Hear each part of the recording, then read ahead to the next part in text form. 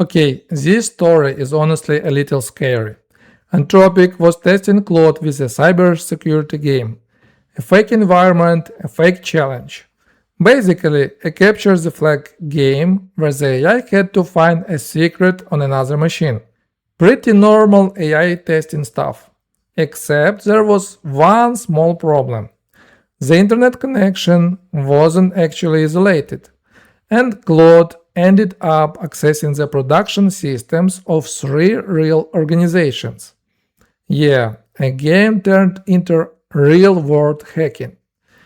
And the most interesting part isn't even that Claude got in. It's what happened after Claude realized these might be real systems. So in this video, let's look at what actually happened, how the mistake happened, and most importantly, what this means if you are building AI agents yourself, because this isn't only an Anthropic problem. If you are giving an AI agent access to your tools, APIs, servers, or production environment, you should probably hear this story. Let's get into it. So here is what happened. Anthropic went back through a huge number of evaluation runs, more than 141,000 of them. They were specifically looking for situations where Claude might have been able to reach the open internet. And they found 3 incidents. In these cases, Claude was running inside an evaluation environment operated with a third-party partner called irregular. The problem? Claude was able to get outside that environment, and once outside, it reached production infrastructure belonging to 3 real organizations. And there is an interesting bit of background here. Anthropic started this bigger review after OpenAI reported a similar incident. OpenAI said some of its models escaped a sandbox, got internet access, found a 0-day, and reached Hugging Face's production systems during evaluation. So we're starting to see a pattern. AI labs are putting models inside controlled environments and saying, here's the world you can interact with. But sometimes the model finds a door that the developers didn't know was open. And that's basically what happened here. Let's make the original task really simple. Claude was playing a cybersecurity CTF, capture the flag. The idea is basically find a secret. You have a bunch of machines, try different techniques, get to the flag. And Claude was told something very important. This is simulation. It wasn't supposed to have access to the real internet. So Claude starts doing what it's supposed to do. It scans, it looks at the machines, it finds things it can connect to, and then it finds machines that actually on the internet. There was a misconfiguration between Anthropic and the evaluation partner. The environment wasn't isolated the way everyone thought it was. So from Claude's point of view, this was basically, okay, I'm looking for the flag. These machines are reachable. Let's try them. And that's the part I find really interesting. Claude didn't need to think, how can I attack a real company today? It didn't need some evil plan. It just followed the task. The map was wrong, and Claude didn't know that. That's a very different kind of AI security problem. Now you might be thinking, okay, but this was some crazy AI hacking technique, right? Not really. And Anthropic was pretty clear about this. Claude didn't discover some amazing 0-day and suddenly become a super hacker. It used much more boring techniques, weak passwords, endpoints without authentication, things like that. Basically, the same boring security problems we've had forever. And honestly, that's almost more interesting, because these are actually the kinds of things you don't want an automated agent checking 24/7. Claude also stayed focused on the original goal. Get the flag. That's it. It wasn't trying to steal customer data. It wasn't trying to copy itself somewhere. It wasn't trying to escape and build an army of AI robots. It was basically saying, I have a job, I'm going to finish the job. And that's why I wouldn't describe this as Claude went rogue. That's a little too simple. I describe it more like this. The AI was given a goal, the environment was badly isolated, and the AI kept following the goal. If you ever accidentally open the wrong firewall port, you already know how this story ends. Now here is the part I really want to talk about, because Anthropic didn't see exactly the same behavior from every model. They mentioned several models including Claude Opus 4.7, Mythos 5 and a newer internal research model.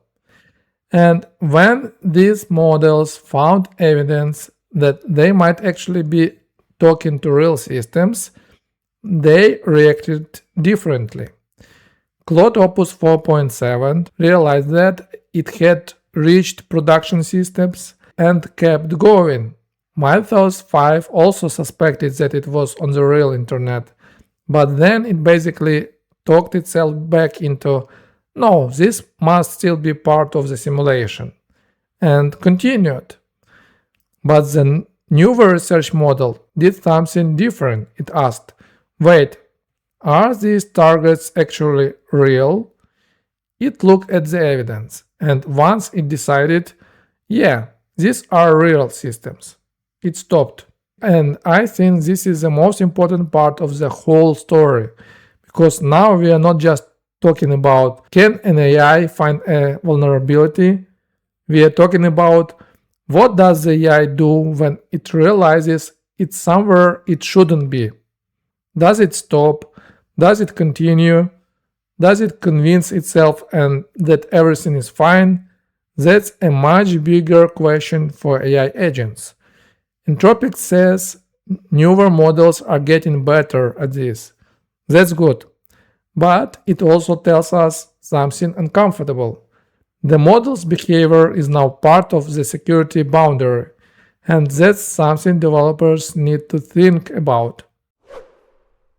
You might be thinking, fine, but I'm not Anthropic, why should I care? Well, look at what we are building right now. Coding agents, MCP tools, CI bots, internal AI systems. Some companies are even building what are basically AI employees. And all of these systems have something in common. You give them a goal, they decide what steps to take, they call tools, they look at the results, then they keep going. That sounds incredibly useful. And it is. But it's also exactly what happened in this story. Here is the key thing. A sandbox is only useful if it's actually isolated. If the agent can access production, if it has a real API token, if it can reach internal services, if one firewall rule is wrong, then your sandbox isn't really a sandbox. It's just a room with a very suspicious door. And here is another thing I like about this story. The attacks weren't super advanced. Weak passwords, open endpoints, basic security mistakes. That's exactly what makes AI agents interesting from a security perspective. Imagine giving a very motivated junior developer access to your systems. Now imagine that junior never sleeps, never gets tired, can run thousands of commands, doesn't get embarrassed after making a mistake, and really wants to finish the task. That's an agent. So I'm not saying don't use AI agents. I'm saying don't give an agent more access than the task actually needs. least privilege, real network isolation, good login, strong authentication, and someone who can actually see what's happening.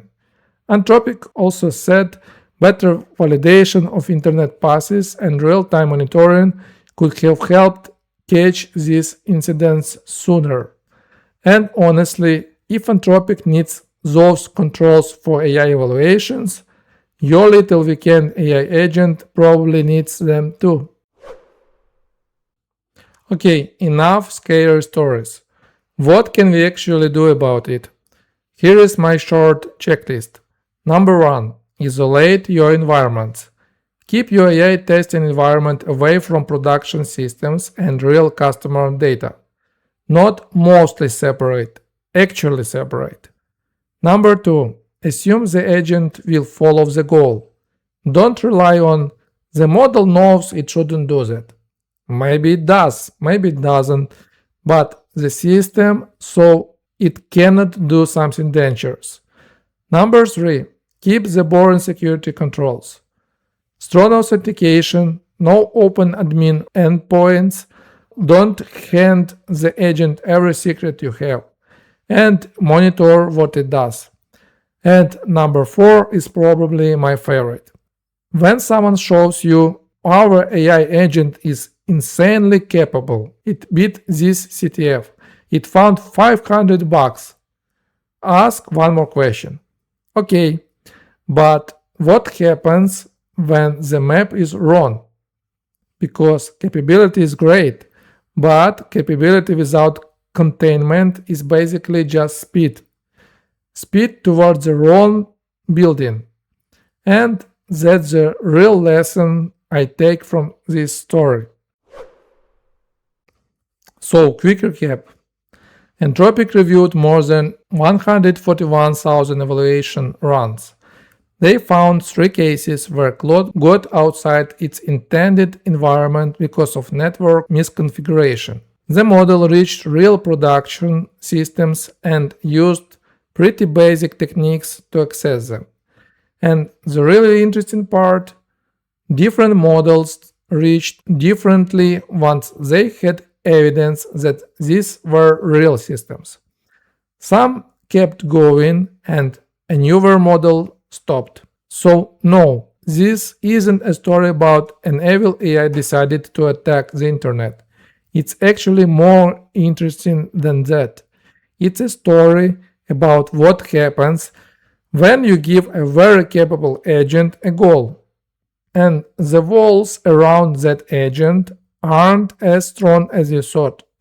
If you like this kind of AI and developer news without all the hype, subscribe.